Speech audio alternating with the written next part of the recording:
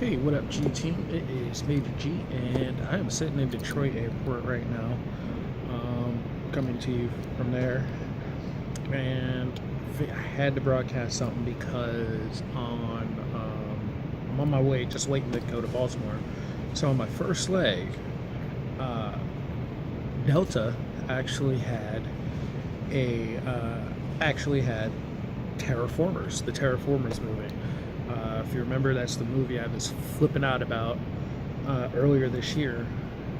It's a Japanese movie based on an anime, or based on a manga. Um, and the premise is that 500 years from now, or current and present day, scientists send cockroaches and moss over to Mars to terraform Mars and prepare it for human life. And in 500 years, they send a bunch of people over to kill the cockroaches, so that people can come to Mars. However, solar radiation has made the cockroaches evolve, and they've evolved into these giant muscly beings who are incredibly super strong and have overwhelming numbers, and they adapt to everything. So they're an incredibly pesky life form to get rid of. um, so Takashi Miike, last year or so, directed a movie that came out in May, a live action movie adaptation. And so that's what I just finished watching, was the Terraformers live action adaptation. So I've got to say that I was actually impressed. For the most part, it was a pretty solid movie. And I mean, of course it has its issues, mostly with casting. That's the primary issue I have, is with casting. Not necessarily the main guy, the main guy and his girlfriend. That was fine. So in the manga, in the original manga, and in the anime series, I think I mentioned this in my review of the trailer, the second trailer. So in the manga and in the anime, it's the operation is a fully international thing. So you have people of all backgrounds involved in this.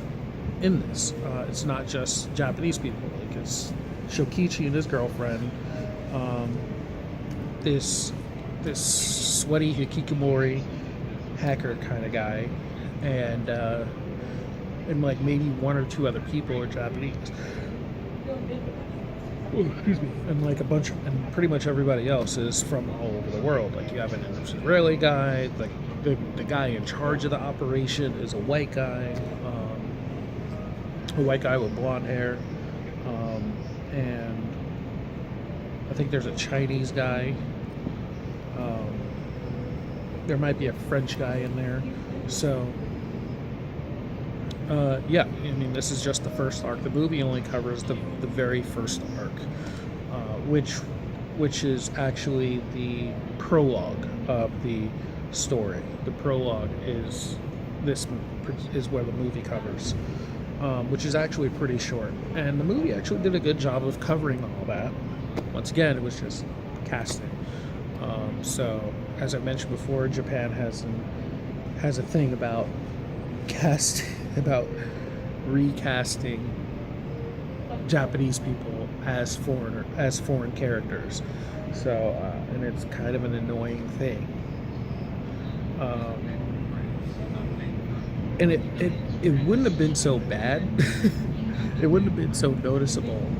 That's the one thing that was kind of annoying about it, was that, like, it's an international operation, so you're supposed to have people of all backgrounds. And I think only one person was portrayed as illegal immigrant, and she was probably half Japanese, I think, because she was Japanese, but her features weren't fully Japanese, so I think she might have been half Japanese,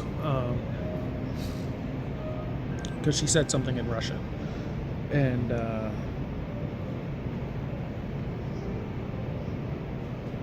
the thing that made me really draw notice to it is that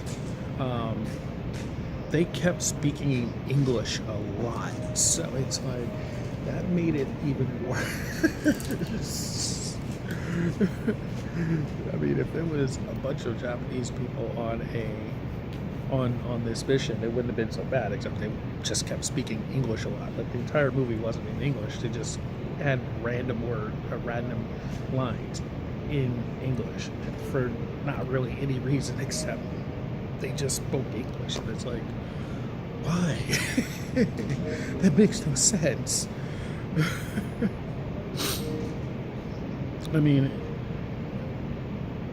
and it makes it make a little more sense as to why Shokichi actually says hello to the roaches in English, because in the manga he says hello to the roaches in English, and it's like, but if this is an all Japanese operation, he shouldn't be speaking English at all.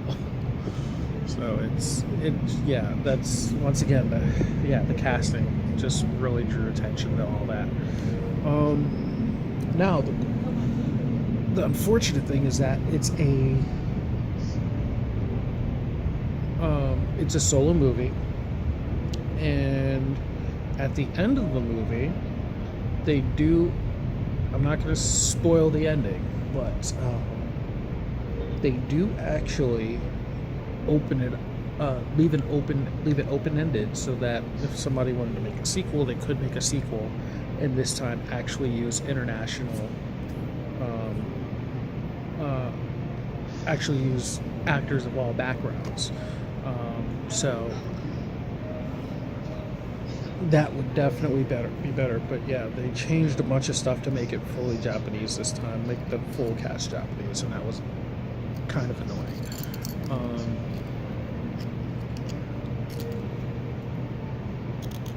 There was also some kind of, I mean, you know, when there's a live action adaptation, there's usually some kind of difference between the original source and the live action adaptation, and this was no different. In terms of the story, they definitely did that. Besides the whole making everything Japanese, there was a slight change to the ending, where in the manga they like barely escaped with their lives, and in this one it was more like a showdown. So that was kind of cool. It was kind of cool, and it kind of gave it a more in of the a... interest of aviation security, do not leave your luggage unattended at any time. Do not transport any item for someone you do not know. If you believe that someone has tampered with your luggage, or if a stranger approaches you about carrying a foreign object, contact an airline representative or the airport police immediately. All checked and carry-on luggage is subject to search. Report any unattended luggage or suspicious behavior to airport police or to security personnel. Okay.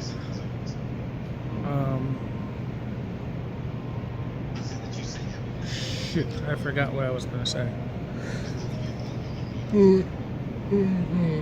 Oh, it's like 5 in the morning. Forgive me. So, oh man. So I lost like 3 hours of sleep so I could watch this movie instead of, well, not 3 hours. I lost an hour and a half of sleep, or 2 hours of sleep, so I could watch that movie instead. And I'm not disappointed I watched it. It was definitely really cool. Oh yeah, that's what I was gonna say. So it was, so the end of the movie was more kind of like a showdown.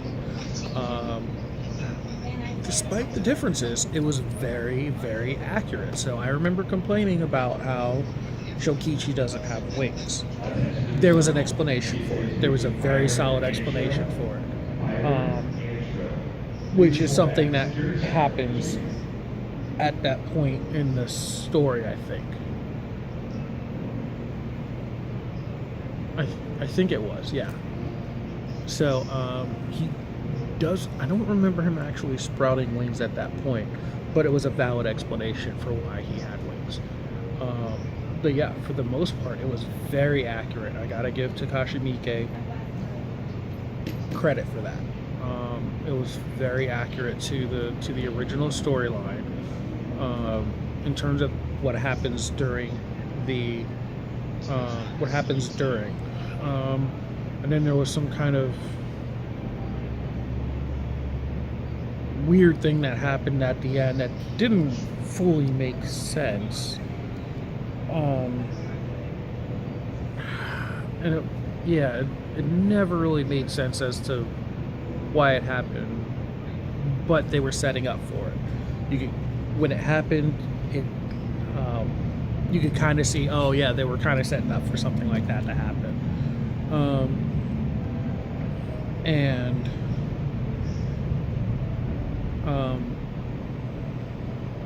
So it was like, it's okay. I can live with that. I can live with that because it didn't happen in the story, in the original manga and anime. But I can live with that. It's a weird change, but it wasn't just something. It was kind of something that came out of nowhere, but not really. So I'll allow for it. But overall, it was really cool. The pacing was fine. One problem that happens a lot with a lot of Japanese adaptations, especially when they're only adapting part of a continuing story, is that the pacing is all off.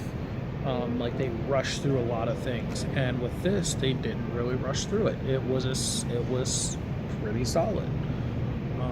Once again, there were a couple of changes here and there.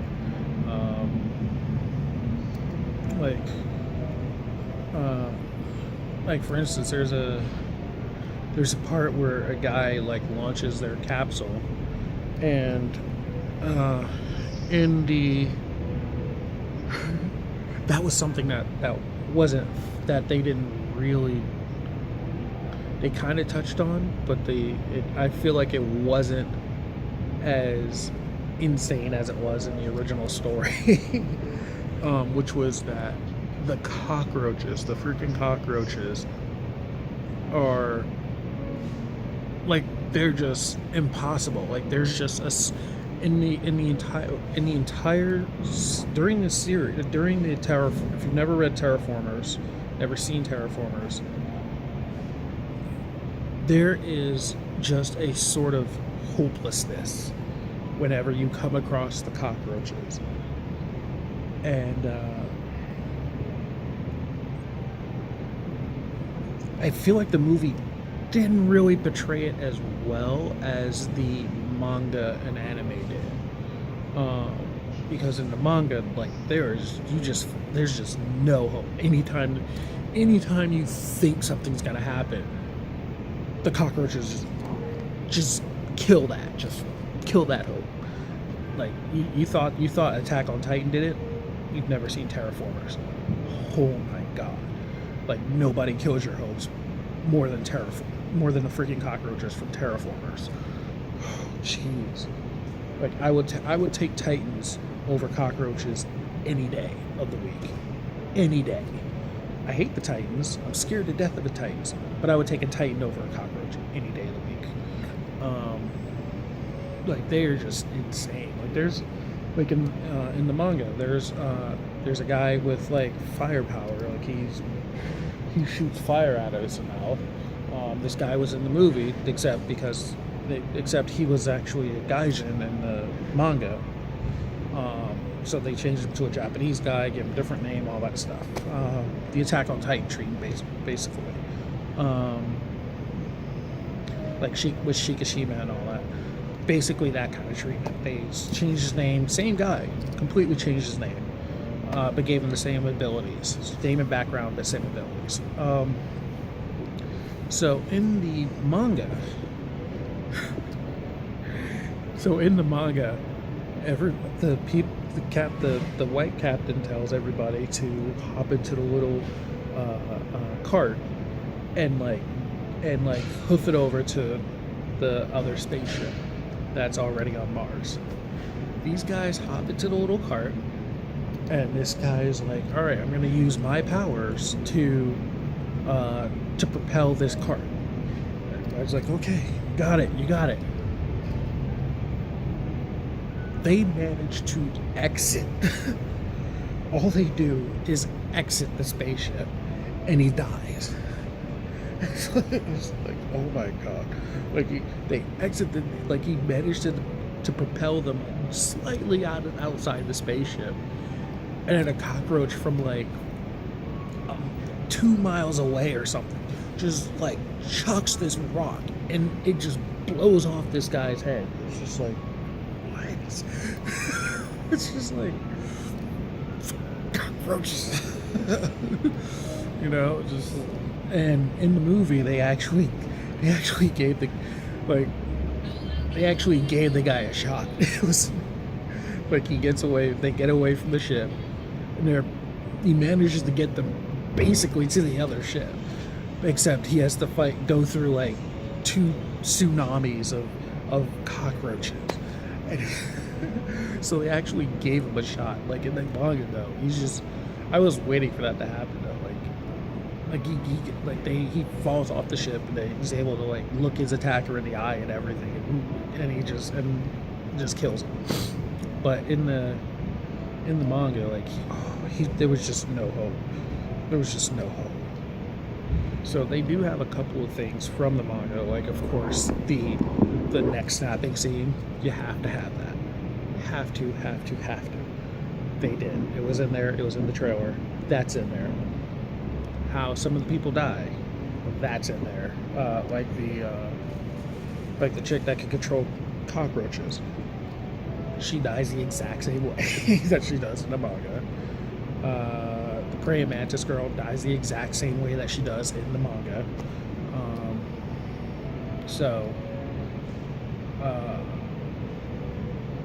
Yeah.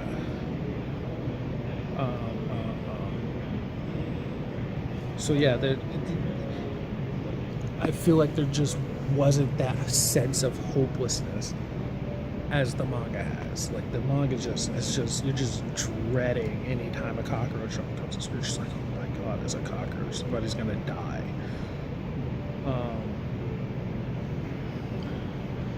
So yeah, that's something I would say didn't fully come across, but at the same time, like it was. That just I don't know if that could properly translate the film. Like you just probably just walk out like, I hate everybody, I hate everything. So I can understand why that change took place. But yeah, overall it was a pretty cool film. Very enjoyable. If you like the story of Terra ForMars, you'll most likely like this movie. It was a very good translation. There are differences. Once again, I will say it again. There are differences, especially near the end. There are differences. However, 95% of the movie is straight out of the manga. Yeah.